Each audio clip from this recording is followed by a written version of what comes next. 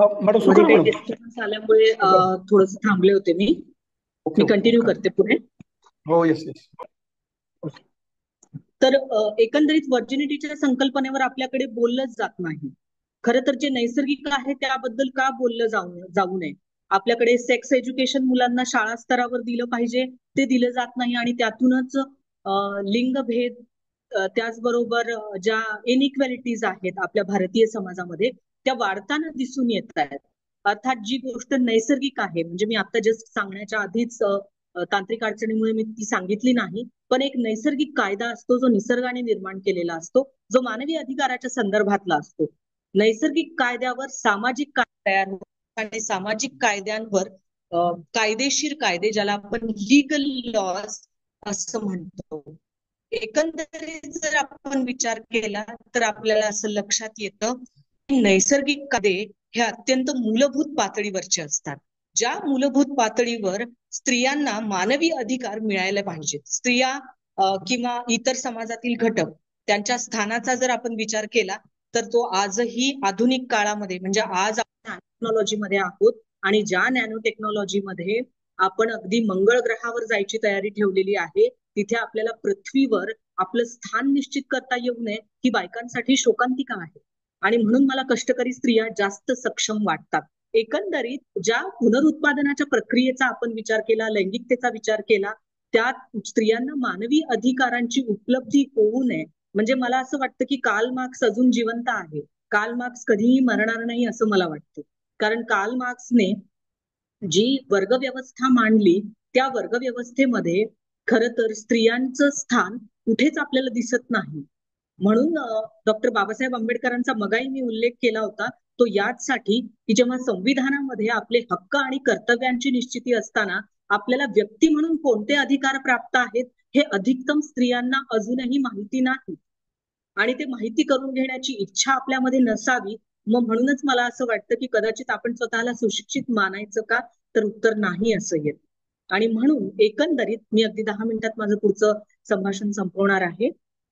त्या अनुषंगाने उत्पादन प्रक्रियेवर जे नियंत्रण आहे, हे नियंत्रण जोपर्यंत कमी होणार नाही तोपर्यंत बायकांचं किंवा महिलांचं सक्षमीकरण होण्यामध्ये अनेक अडथळे निर्माण होऊ शकतात असं मला वाटतं. कारण मानवी समाजामध्ये जी संकरज प्रजेची संख्या वाढलेली आहे, संकरज प्रजेची संख्या म्हणजे अशी व्यवस्था की ज्या व्यवस्थेमध्ये जाती व्यवस्थेची एक उतरंड आपल्याला पाहायला मिळते. ज्या उतरंडीमध्ये आपल्याला टॉप आणि बॉटम अशा दोन व्यवस्था पाहायला मिळतात आणि मध्ये ती संकरज स्वरूपाची लोकसंख्या असलेली दिसून येते. आजही आपण बघतोय की वर्ग व्यवस्थेमध्ये सुद्धा एक टॉप आणि एक बॉटम म्हणजे ती भांडवलशाही सुद्धा आपल्याला पाहायला मिळते की त्यामध्ये स्त्रियांचं स्थान अजूनही निम्न असलेलं दिसून येतं. आम्हाला सक्षमीकरण हवंय, तर मग सक्षमीकरण आम्हाला कुठे कुठे हवंय. खरं तर सक्षमीकरण आम्हाला पावित्र्य आणि अपावित्र्यता या संकल्पनांमधून बाहेर पडल्याशिवाय मिळणार नाही असं मला स्वतःला वाटतं. कारण स्त्रिया सगळ्यात अधिक जाती व्यवस्थेचं पालन करतात, स्त्रिया अधिक संस्कृतीचं पालन करतात. मी संस्कृतीच्या विरोधी नाही, पण संस्कृतीमध्ये जे स्टिरियोटाइप्स आहेत, काही प्रघात आहेत आणि बुद्धिजीवी महिलांना ते पटत नाही किंवा बुद्धिजीवी कुठल्याही व्यक्तीला ते पटत नाही किंवा ते नाकारले जातात आणि तेव्हाच खरं तर क्रांती होते किंवा चळवळी होतात. मला असं वाटलं होतं की म्हणजे जेव्हा आम्ही सामाजिक चळवळींचा इतिहास पाहतो तेव्हा त्या चळवळी ज्या कलोनियल पिरियडमध्ये झाल्या, म्हणजे ब्रिटिशांचं राज्य होतं त्या कालखंडामध्ये झाल्या आणि कदाचित तेव्हाच या स्टिरियोटाइप्सचं निर्मूलन होणं आवश्यक होतं, जे अजूनही झालं नाही. म्हणजे 2025 साल उजडावं लागलं तरीही स्टिरियोटाइप्स अधिक वाढत जात आहेत, जाती व्यवस्थेचा पगडा वाढत जातोय.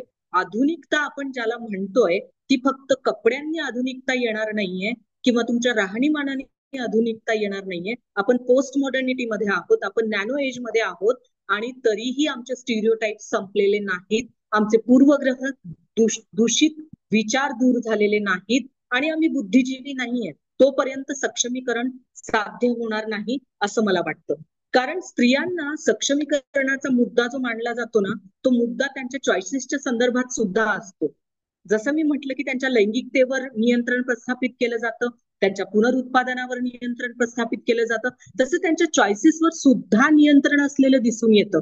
वधूवर निवडीच्या ज्या चॉईसेस असतात, चॉईस ऑफ मेट सिस्टम ज्याला आम्ही समाजशास्त्रामध्ये म्हणतो, त्यात आजही मुलींना स्वतःचा वर निवडण्याचं स्वातंत्र्य आहे का? एका दबाव तंत्राचा कुटुंबाकडून वापर होतो आणि कुटुंब ज्या व्यक्तीशी म्हणेल त्या व्यक्तीशी स्त्रियांना किंवा महिलांना किंवा मुलींना विवाह करावे लागतात.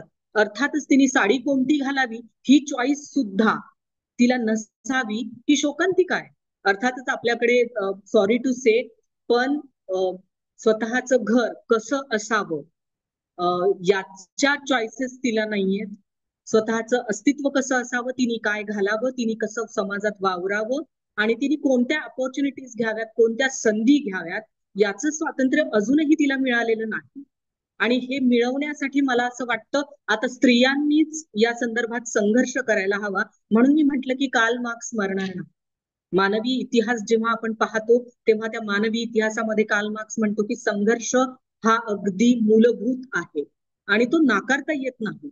बायकांना अजूनही संघर्ष करण्याची गरज आहे आणि ही संघर्ष करण्याची गरज जोपर्यंत त्या भागवत नाहीत तोपर्यंत त्यांना अधिकारांची आणि हक्कांची प्राप्ती होणार नाही. आणि मुळातच राष्ट्र विकासासाठी ही अत्यंत आवश्यक गोष्ट आहे. मला विद्यार्थ्यांसाठी सक्षमीकरणाची संकल्पना अत्यंत थोडक्यात सांगावीशी वाटते. सक्षमीकरण म्हणजे काय, तर महिलांच्या जीवनावर जिथे जिथे नियंत्रणात्मक गोष्टी आहेत त्या नाकारणं, त्या दूर करणं म्हणजे खऱ्या अर्थानं त्यांचं सक्षमीकरण आहे. मी कुठल्याही कायद्यांचं वाचन करणार नाही किंवा त्यासाठी उपाय सुचवणार नाही, पण काही मुद्दे मात्र मांडू इच्छिते त्या अनुषंगाने. कारण जोपर्यंत त्यांना निवडीचं स्वातंत्र्य मिळणार नाही तोपर्यंत सक्षमीकरण होणार नाही. समाजातल्या प्रत्येक क्षेत्रामध्ये, ते क्षेत्र आर्थिक असो, राजकीय असो, सामाजिक असो, तर त्याच्यामध्ये त्यांना सेल्फ वर्थ मिळाला पाहिजे. त्यांना access to education, access to opportunities, access to employment, access to health care and access to resources हे मिळायला पाहिजे. अर्थातच उत्पादन साधनांवर त्यांची मालकी असायला हवी. त्याचबरोबर त्यांना उत्पादन साधनावर मालकी प्रस्थापित करण्यासाठी संधी उपलब्ध असायला हव्यात. मायक्रो फायनान्स मध्ये त्यांना संधी मिळाली पाहिजे, ऑपॉर्च्युनिटीज मिळाली पाहिजे आणि त्यांना इक्वल ऑपॉर्च्युनिटीज एम्प्लॉयमेंट मध्ये मिळाल्या पाहिजेत. आणि जे लेबर आहे, अर्थातच जे मूल्य आहे कामाचं, त्याबाबतही इक्वॅलिटी आपल्याला हवी आहे. आज ग्रामीण भागामध्ये आपण बघतोय की पुरुषाला जर 500 रुपये रोज असेल तर स्त्रियांना तो 300 किंवा 200 असतो. खर तर दोन्हींच्या क्षमता तपासल्या आपण शास्त्रीय दृष्टिकोनातून तर प्रत्येक व्यक्तीच्या क्षमता वेगवेगळ्या असू शकतात. केवळ तो पुरुष आहे म्हणून त्याने सिलेंडर उचलायचा आणि ती बाई आहे म्हणून तिने गॅसच्या शेगडीवर स्वयंपाक करायचा, कारण सिलेंडर उचलायला ट्रिक लागते, क्षमता लागत नाही. अर्थातच हे आपल्या सगळ्यांना ज्ञात आहे. अगदी मी साधं उदाहरण तुम्हाला समजावं म्हणून मी दिलं. पण एकंदरीत त्यांचं सक्षमीकरण करायचं असेल तर त्यांना या संधी मिळवाव्या लागतील, त्याच्यासाठी संघर्ष करावा लागेल. आणि फक्त स्त्रियांनाच नाही तर आता मात्र स्त्रियांना डिसिजन मेकिंग मध्ये केवळ नामधारी राजा न ठेवता त्यांना खरंच त्याचं इम्प्लिमेंटेशन, जिथे आपण म्हणतो ना की थिअरी ही फक्त पुस्तकी असते आणि त्याची इम्प्लिमेंटेशन जी असतात ती खरं तर सामान्य पातळीवर होणं खूप गरजेचं आहे आणि ती आता व्हावीत. जेणेकरून स्त्रियांचं सक्षमीकरण कशासाठी, मी शेवटच्या मुद्द्याकडे वळतीये की स्त्रियांना सामाजिक सुधारणा करण्यासाठी, सामाजिक परिवर्तन करण्यासाठी स्त्रियांचं सक्षमीकरण होणं अत्यंत आवश्यक आहे. आणि हे सक्षमीकरण काय काय करू शकतं, अर्थातच मी जसं म्हटलं त्याप्रमाणेच की जर स्त्रियांचं सक्षमीकरण झालं तर राष्ट्र विकास साधला जाणार आहे. त्याचबरोबर ज्या नागरी समाजाला आपण संस्कृती आणि सभ्य समाज म्हणतो तो खऱ्या अर्थाने संस्कृती आणि सभ्य समाज असं म्हटलं जातं. कारण जनरली आपण बघतो की जेव्हा आपण सामान्य पातळीवर स्त्रियांना बघतो तेव्हा त्या स्त्रिया प्रामुख्याने, जसं की भारतीय समाजामध्ये बऱ्याचशा स्त्रियांची जी चॉईसेस असतात ती नाकारल्या जातात.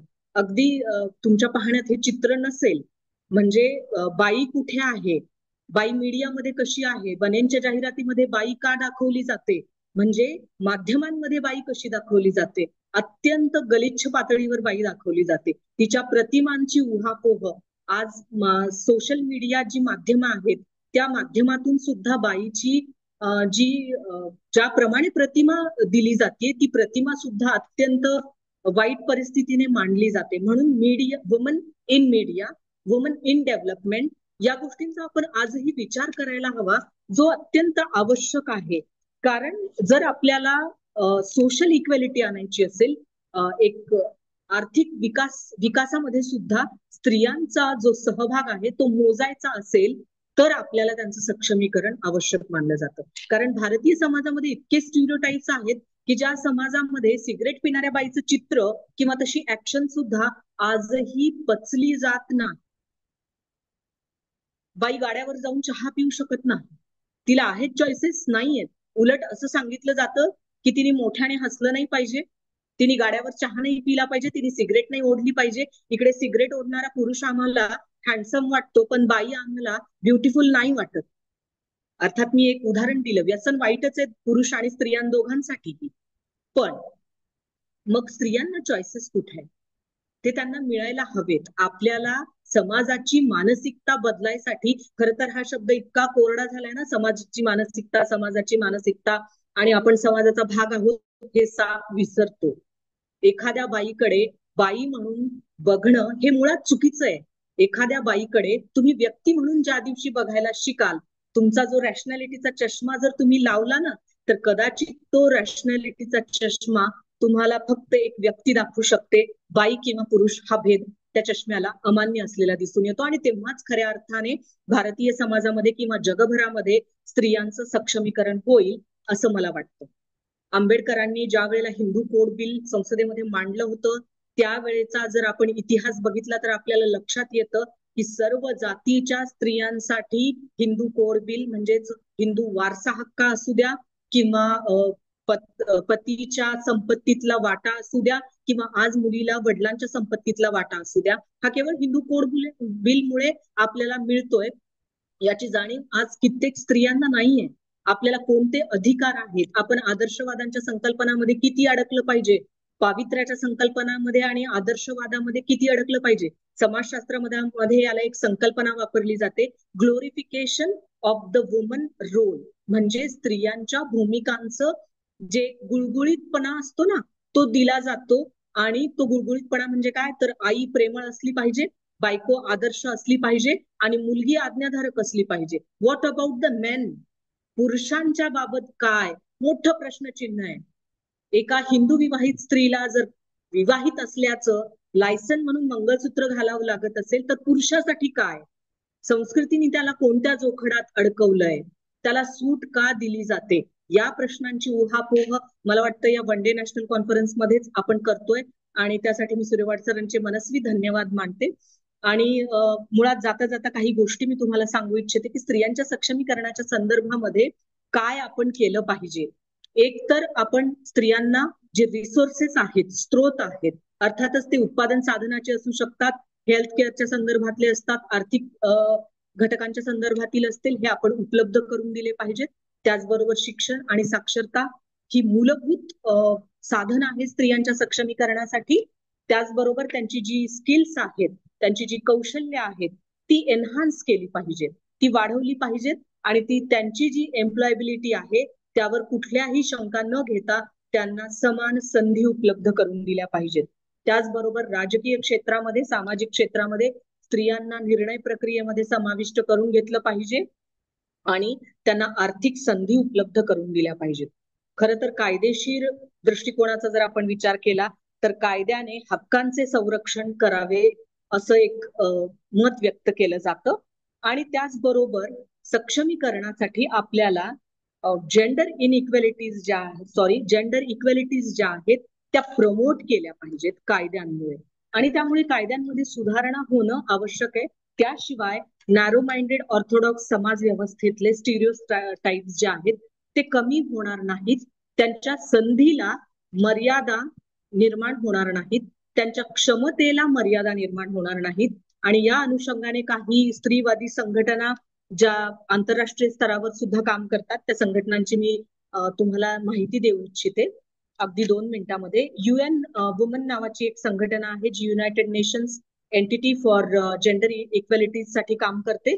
त्याचबरोबर UNFPA United Nation population fund working on reproductive health and gender inequalities, त्याचबरोबर ILO इंटरनॅशनल लेबर ऑर्गनायझेशन, आणि त्यानंतर national government and some NGOs are working there for the woman empowerment. मुळातच मला असं वाटतं की फार विरोधी विधानं, विरोधाभास आणि बऱ्याचशा सामाजिक मुद्द्यांबद्दल आपण विचार केला. इथे मी माझा संवाद संपवते आपल्याशी असलेला, पण हा इथेच संपत नाही. हा संवाद अनेक प्रश्न रूपांनी जिवंत राहावा असं मला वाटतं. आणि मी आयोजकांचे यशवंतराव चव्हाण महाविद्यालयाचे प्राचार्य, त्याचबरोबर चीफ ऑर्गनायझर जे आहेत या वन डे नॅशनल कॉन्फरन्सचे आदरणीय गुरुवर्य डॉक्टर सुरेवाड सर यांचीही मी आभारी आहे. आणि आपण मला वेळ दिला, संधी दिली, त्याबद्दल धन्यवाद. धन्यवाद मॅडम.